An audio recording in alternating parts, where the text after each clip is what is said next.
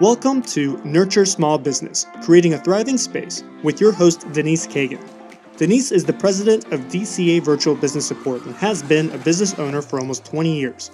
DCA Virtual Business Support provides small businesses with an expert pairing of virtual administrative and marketing assistance to match your needs.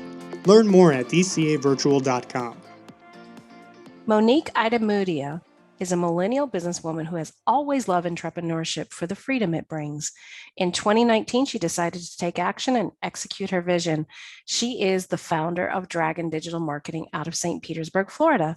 She's passionate about educating and inspiring small business owners to build an online presence and grow their business with the power of great digital marketing. She is an execution-driven consultant that not just talks the talk, but also walks the walk. Welcome to the show, Monique. Hi, thank you so much for having me, Denise. It's an honor to be here.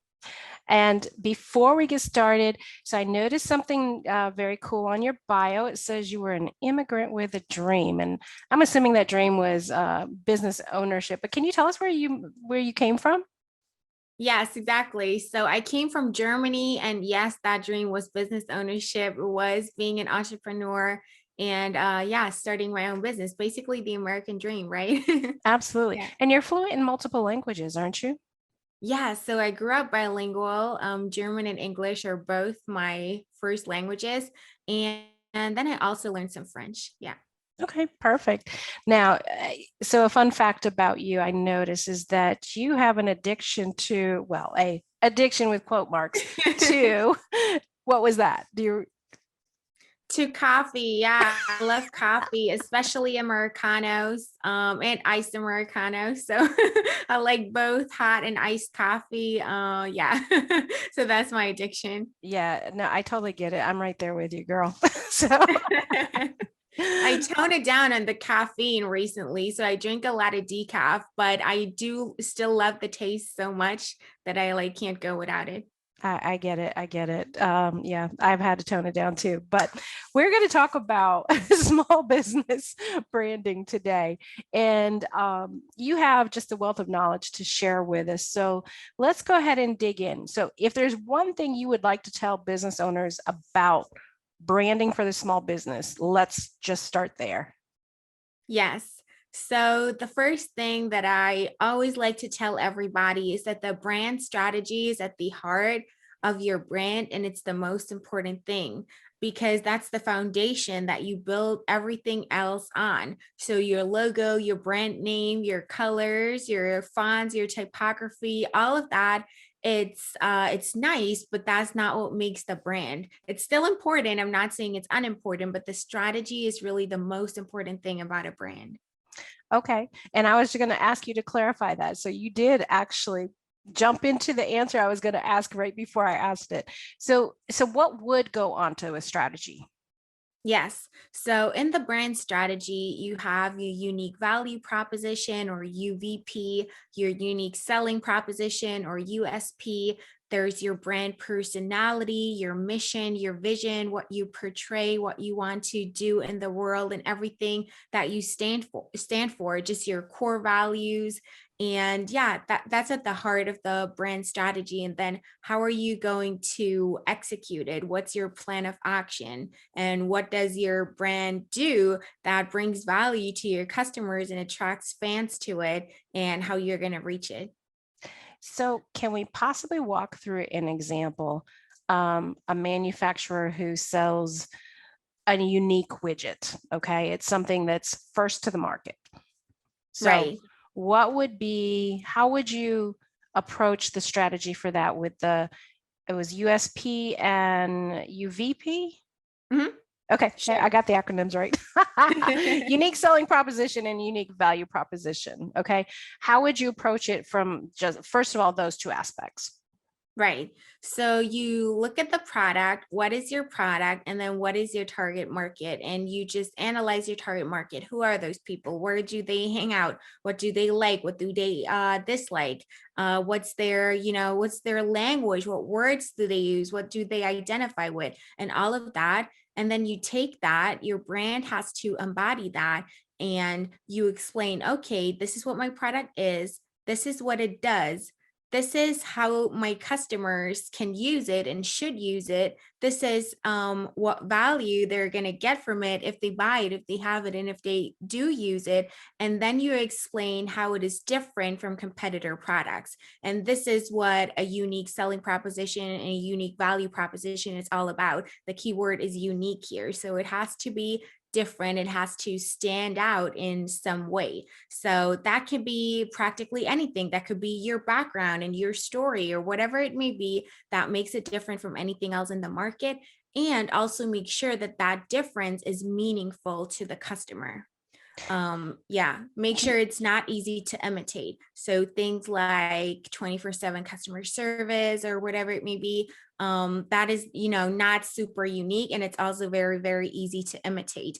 And then the UVP, the unique value proposition, goes a step further, and it really focuses on a value, on an idea that's not tangible like a unique selling proposition, but it's really about your core values, your morals, what your brand stands for from a brand personality standpoint and things like that. So you really, really target the emotional levels, so to speak. If you imagine it as an iceberg, the tip of the iceberg is the things that you can see, right? That's on the surface. And then underneath the surface level, underneath the water, there is just so much going on in human beings. Our personalities are super complex, and what we feel, what we need and want, what we identify with, what resonates with us. So that's what you have to target. And all the brand is adding an emotional attachment to a service or a product or a personality when we're talking about personal brands. So it's just bringing the emotional aspect to whatever it is that you're selling. So people are no longer looking at it on just a factional level and comparing the price or whatever, but there's something more behind it. There's something deeper, and that's all it is. So what you're talking about is something that drives brand loyalty, like these big brands have, Nike. People go to Nike because they're great made shoes. They're expensive as heck, but they have an extremely loyal brand. What would you say, in your opinion, would drive that or another comparable brand? Right. People want to be winners. Nike portrays winners. They portray the stories of great athletes that are just world class and they're winning a lot of the time. And just their story, how they started, that you can do it too. Their slogan, just do it. You just have to start. And yeah, start training, start working out, and you can do it too. And everybody can achieve it. And oftentimes, if you look at the stories of the best athletes in the world, they started from scratch, from the very bottom. A lot of them are immigrants too. A lot of them grew up in poverty, and all they had is an insane drive, an insane desire to win and to make it, and just an incredible passion for the sport that it is that they play. And that's what Nike portrays. And you can be one of them and feel like them if you're wearing the same brand, the same clothes, the same apparel, because that's what they were, right? So the people that we look up to, they were Nikes, they were Nike clothes. So it also makes you feel closer to them. A lot of people idolize, athletes, professional athletes, and their fans, and they have posters and they collect things and autographs and things like that. So there's a whole lot that plays into it, and that's why Nike is so successful and people are so loyal to Nike because of what it stands for and the stories that the brand tells. It's all about storytelling. Now, for my listeners' benefit, I did not prep Monique with this question in advance. So her answer is amazing, and it just literally just came off the cuff. So she's the real deal. She is giving you it straight.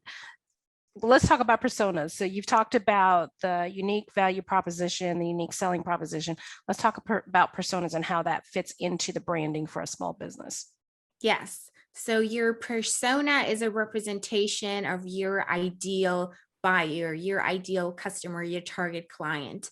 And it's semi-fictional, meaning it's partially real and based of real data that you have from your existing customers. And it's also partially made up of educated guesses and research that you've done, interviews that you've conducted, surveys that you've done, things that you've analyzed, your analytics, your Facebook following, your Instagram audience, your email list, whatever it may be, people that you just had a conversation with at trade shows or conferences or whatever it may be, just when you talk to people and you collect all of that information all the way down to the nitty gritty, what those people like, where do they shop, what makes them tick, what makes them take action and moves them to buy, why do they choose you, and what do they care about that your competitors don't have, what are the features that they actually care about the most and what don't they care about as much, what language do they use, so you can use the same language in your sales letters and your landing pages and your ads, and your content and your videos, on your website and your social media posts, whatever it may be. So you really, really get to know those people and you create personas for them.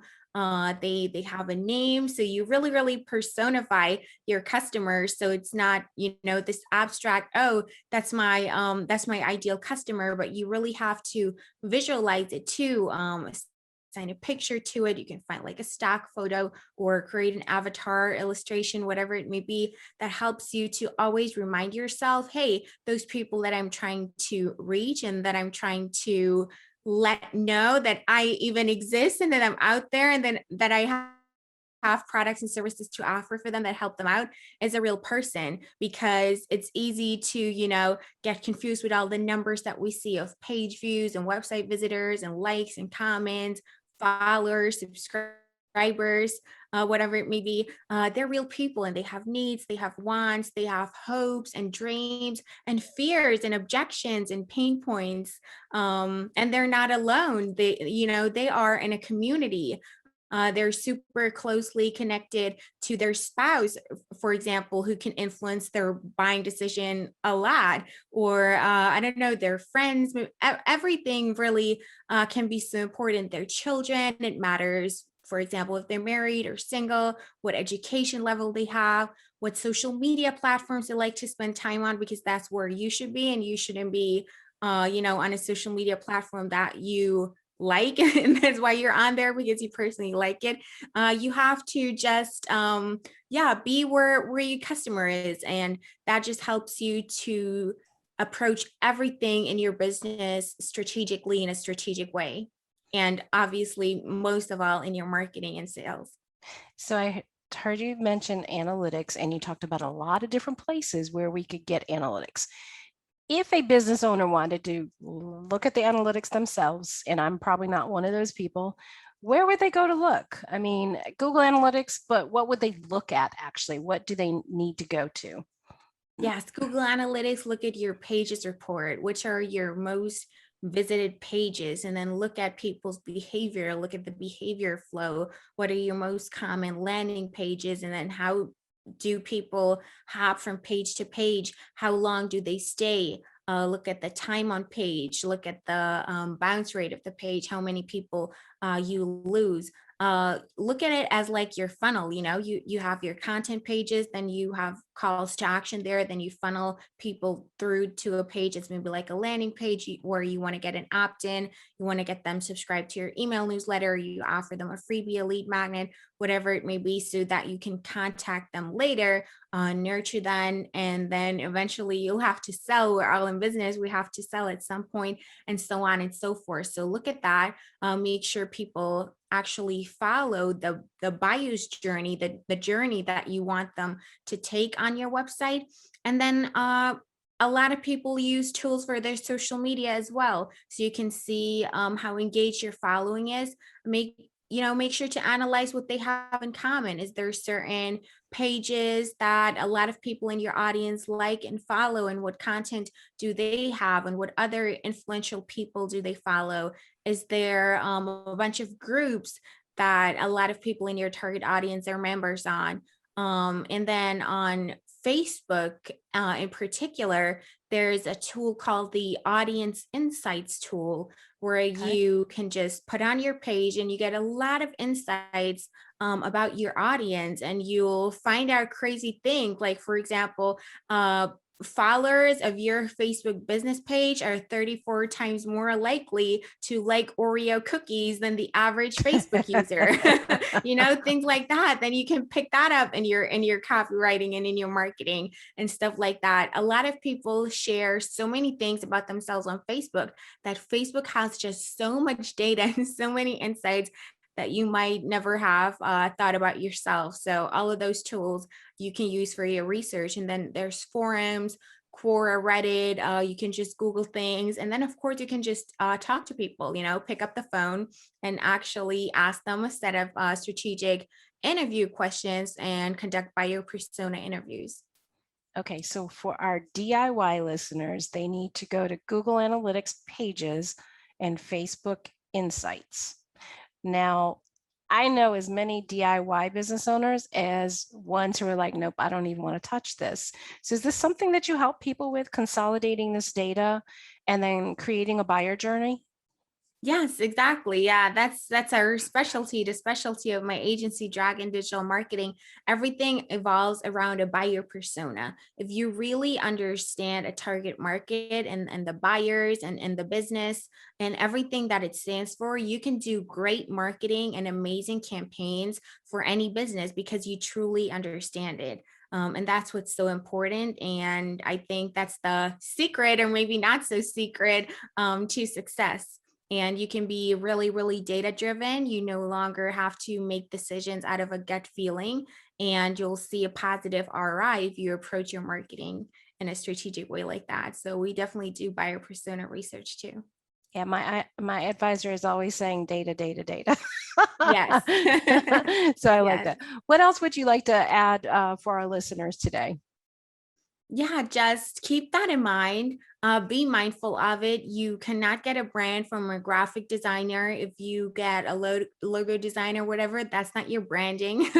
So yeah, keep in mind that a strategy is really important. Get help from an expert if you need to, because you want to make sure that what you do is actually effective and efficient, and it's an investment and not just an expense. Yeah, do your research and get help from an expert, and that's how you set yourself up for success. That would really be my tip when it comes to that, because things are complex. They look so easy and simple on the surface, but they're more complex, and you want to do things right. Absolutely. And how can our listeners find you after the podcast? The best way to reach out is through our website, and that's dragon-digital-marketing.com. There you can find links to all of our social handles. We're on Facebook, on Twitter, on YouTube, and I'm also on LinkedIn. And we have a podcast as well that you can check out, many informative blog articles, a free branding course that might be very interesting for you, and just a bunch of value-added templates and guides and checklists. So there's a lot of free stuff to grab on there too. So definitely check out the website. Perfect. Well, Monique, I really appreciate you being here and spending time with us today. It's my pleasure. Thank you so much for having me. Thank you for joining us for today's Nurture Small Business, Creating a Thriving Space podcast. Learn more about your host at dcavirtual.com or by emailing her directly at denise@dcavirtual.com.